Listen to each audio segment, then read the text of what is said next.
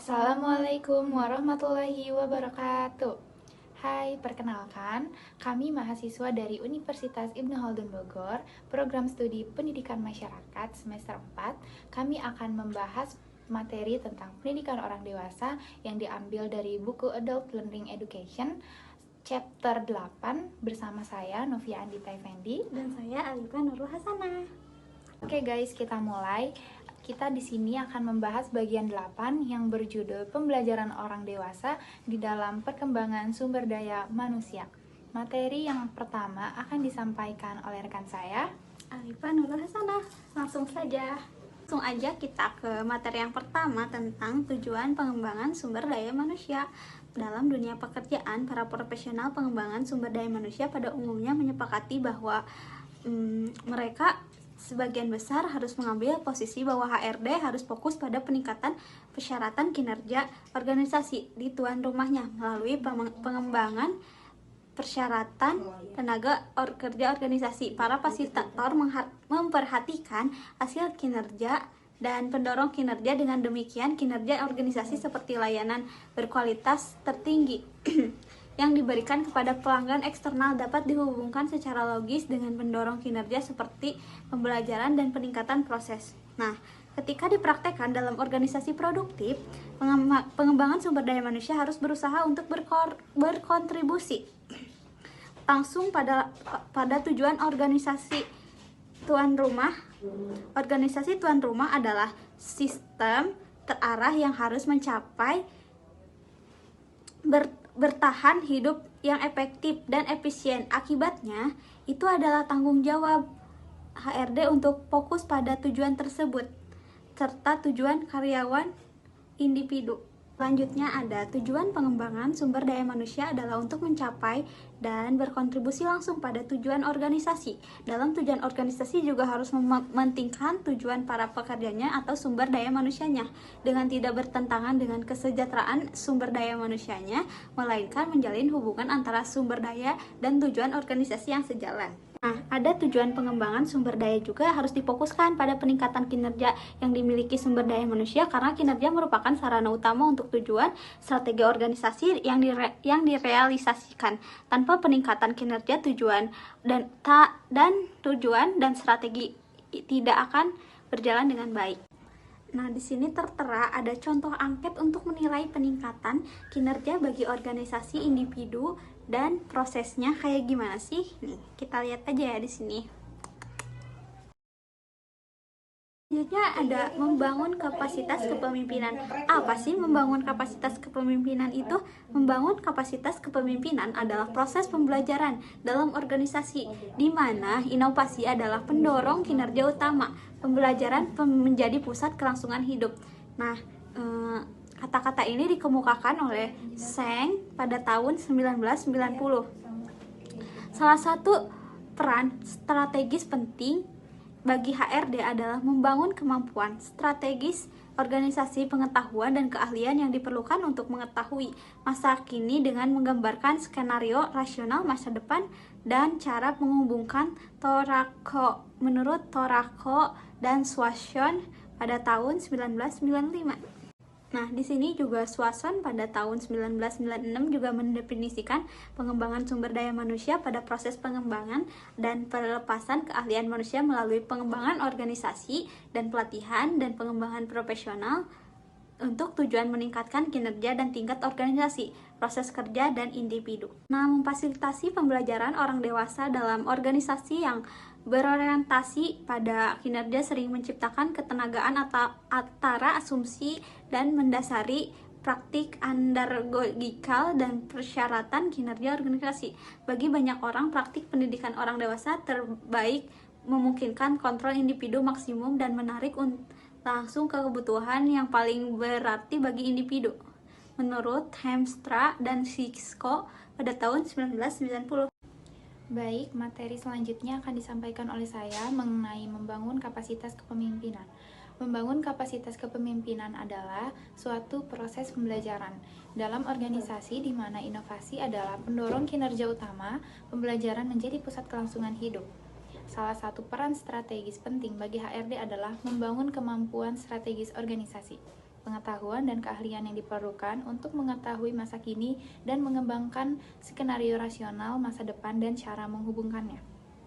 Dalam perspektif ini, pembelajaran orang dewasa sangat penting untuk mempertahankan kinerja sistem yang ada dan untuk meningkatkan sistem itu. Semakin itu berkembang, modal intelektual organisasi yang mengarah pada keunggulan kompetitif yang berkelanjutan semakin unggul. Seri selanjutnya yaitu dasar pemikiran individu mengkontrol pembelajaran mereka sendiri. Belajar atau meningkatkan kapasitas untuk belajar adalah hasil yang berharga dalam dirinya sendiri, dan bahwa mensponsori organisasi secara logis akan mendapatkan sebuah manfaat.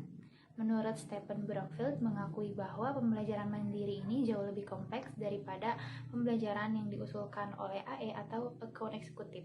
Untuk merangkul pembelajaran mandiri, sebagian dimotivasi oleh pencarian disiplin untuk identitas dan teori pemersatu dalam individu.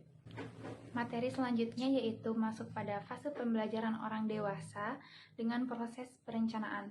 Yang pertama itu ada fase kebutuhan. Jadi di sini kita itu menentukan pembelajaran apa yang dibutuhkan untuk mencapai tujuan tersebut. Yang kedua ada membuat, yaitu buat strategi dan sumber daya untuk mencapai tujuan pembelajaran tersebut. Yang ketiga yaitu menerapkan, di mana menerapkan strategi pembelajaran dan menggunakan sumber daya pembelajaran yang telah dibuat.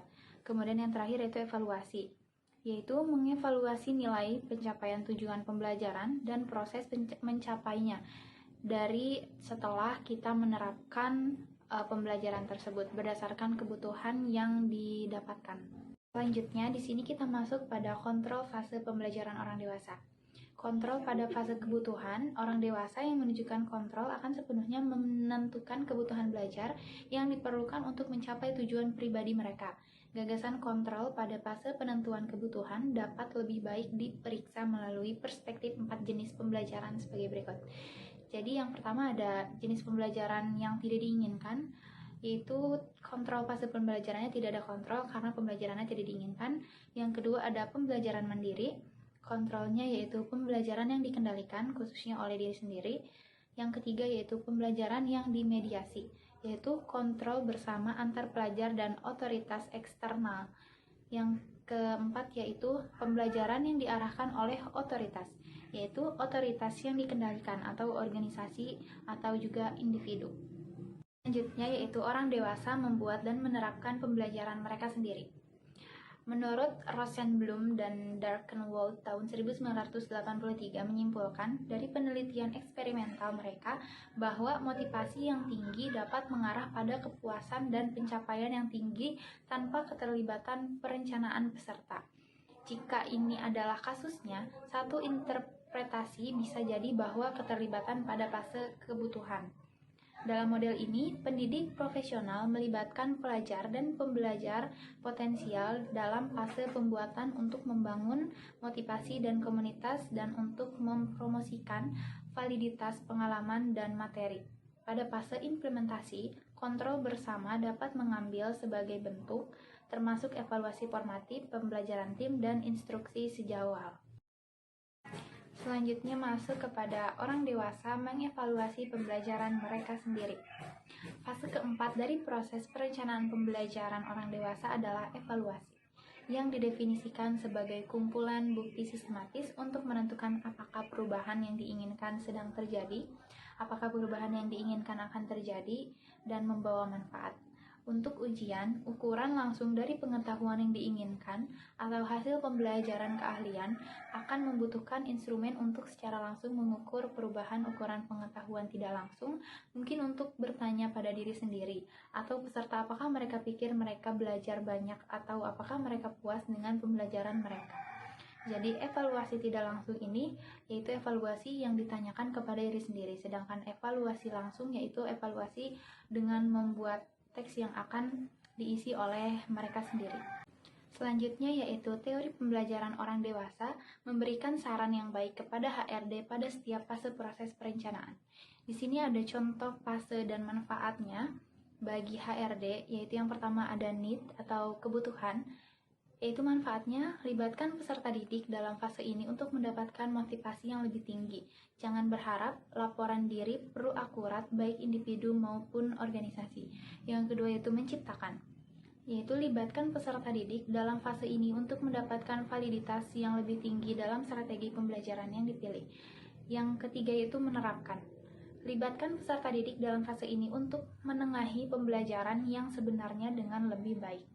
Yang terakhir yaitu mengevaluasi, libatkan peserta didik dalam fase ini untuk mendapat refleksi diri yang lebih tinggi dan integrasi pengetahuan dan keahlian yang dicari.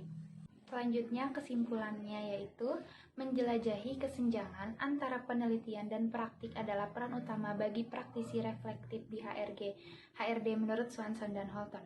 Ajakan bertindak adalah untuk menerapkan praktik paling terkenal dan untuk melakukan lebih banyak penelitian terkait dengan metode untuk menilai kebutuhan pembelajaran yang valid, membuat dan menerapkan strategi yang valid untuk mencapai tujuan pembelajaran dan melakukan penilaian pembelajaran yang valid. Upaya ini harus diarahkan pada kebutuhan organisasi serta kebutuhan kinerja individu itu sendiri. Dari perspektif HRD, pembelajaran orang dewasa ketika dipraktikkan dalam organisasi produktif harus berusaha untuk berkoordinasi atau berkontribusi langsung pada kemajuan tujuan organisasi tuan rumah. Organisasi tuan rumah adalah sistem terarah yang harus mengejar tujuan bertahan hidup yang efektif dan efisien. Akibatnya adalah tanggung jawab HRD untuk fokus pada tujuan organisasi serta tujuan individu. Sekian. Baik semuanya, sekian pemaparan dari kami berdua. Mohon maaf untuk segala kekurangannya. Saya Novia Andita. Dan saya Alifa Nurul Hasanah.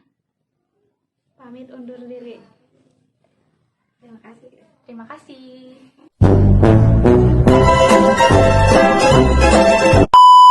Program studi pendidikan masyarakat.